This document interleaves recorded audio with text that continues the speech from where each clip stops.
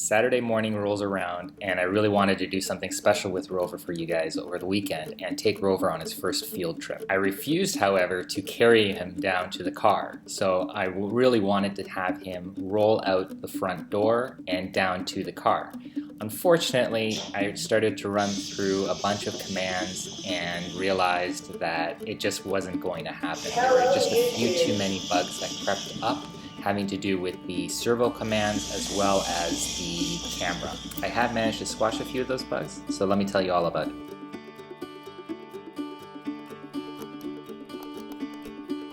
So let me tell you the story. So it started out by me wanting to, of course, take ROVer out for the weekend. I know, big deal. And the first thing I needed him to do was to turn around. Of course, I then ran into the hurdle that you may be aware of, where we don't have any programs programmed and we have just individual commands. So I struggled with trying to get ROVer to realign his individual wheels at all four corners prior to being able to roll him forward in a direction to hopefully turn him towards the exit. And then of course, after that I would have to navigate around corners and down the hallway, etc., etc. We never got that far. I then quickly put in a program that would send a single command to ROVer to adjust all four wheels simultaneously, and that failed. For some reason, he would adjust the first wheel, and that was it. Over the weekend, seeing as how ROVer couldn't come with me, all I had to take with me was ROVer's Android tablet brain. So I spent a lot of time working on that, and I managed to get through a few bugs. Proved the kind of power efficiency of the whole camera functionality, where we're able to turn off the camera when we launch ROVer's brain app with the camera running, we can turn it off remotely, and vice versa. If we launch the Android brain with the camera off, we can initiate the camera functionality. I still haven't figured out how we can turn the camera back on if we end up shutting it down.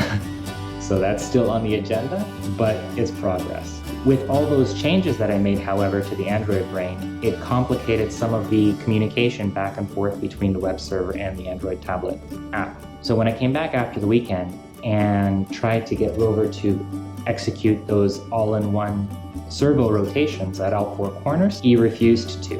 And for some reason, I was able to get him to execute successive commands if I sent each servo command on its own, even if they were in rapid succession. ROVer had no problem executing those one after the other. If I sent them all at once, he basically got all confused and none of what he was doing made any sense. I tracked that down to the JSON code that I had improved over the weekend to fix all that kind of energy conservation stuff with the camera. In doing so, ROVer has some code where he's expecting particular values to be passed from the web server every time he does a fetch call. And in some cases, that value isn't necessary, so nothing's passed. A no value is passed. Unfortunately, I'm not aware of that. I'm not aware of a lot of things that if a no value is passed, it tends to break the procession of the code below that.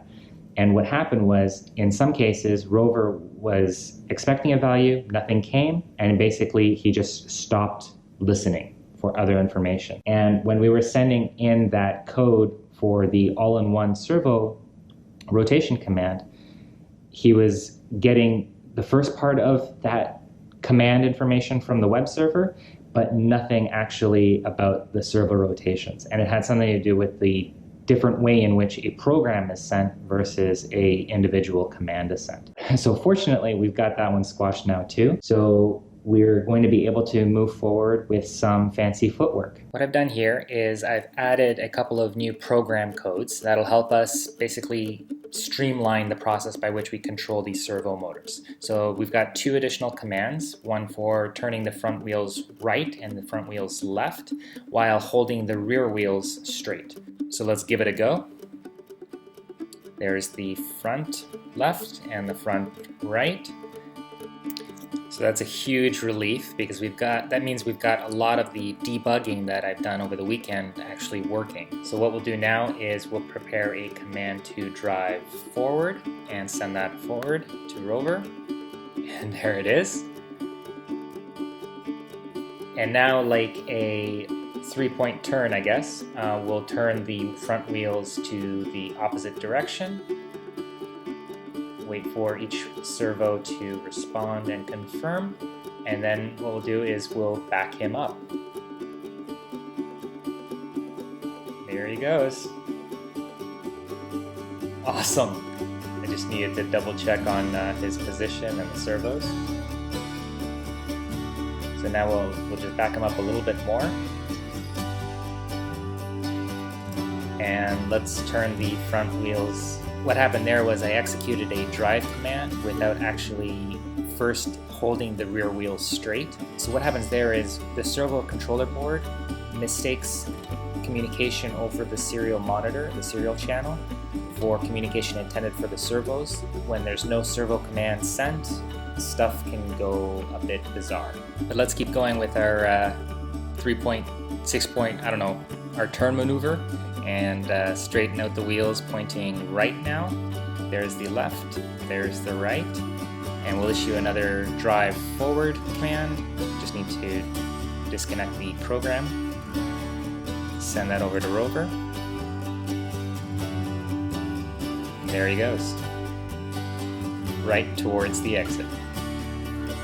So that was probably the most ridiculous, I don't know, 6-point turn for a robot, but it demonstrates a lot of capabilities. And as you can see, the exit is down that hallway, and ROVer is closer than ever. That's exactly what I was going for when I was getting ready to leave for the weekend, and it took an extra couple of days to get there, but we're getting there. One more thing I wanted to point out to you guys was how the command center looks after everything we just did.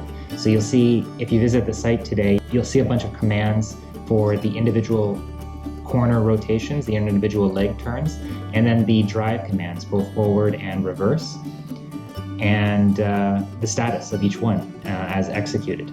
So it's just interesting to see how each one gets passed along to ROVer and how he communicates back as he progresses through each of the commands. That was a fantastic day. We got the bugs squashed, and ROVer is now doing what I wanted him to do back 2 days ago on Saturday morning. And he is now definitely pointing towards the exit. He's closer than ever to being able to leave the condo, which excites me to no end. Before he can actually get out the door, he has to make it down the hallway and make a 90-degree turn. And in order to do that, I need to troubleshoot and bulletproof those forward sensors, as well as implement some side sensors. My idea, I don't know how realistic it is to enable ROVer to be able to sense how centered he is within a hallway. So by measuring the distance to the wall on either his left and right, it would be great if he could, for example, adjust his wheels a few degrees left, a few degrees right, in order to maneuver down a hallway straight down the middle. In theory, it would be great to have his sensors indicate to him when he has actually reached the corner, but I think I might be pushing it a little bit. In any case, we've got a lot of exciting stuff to do next, so give us a thumbs up, subscribe to stay tuned, use the comments down below on YouTube or over on ROVer's site. We'd love to hear from you. Any questions, comments, suggestions, we'd love to hear from you. And otherwise, we'll see you guys next time. Cheers.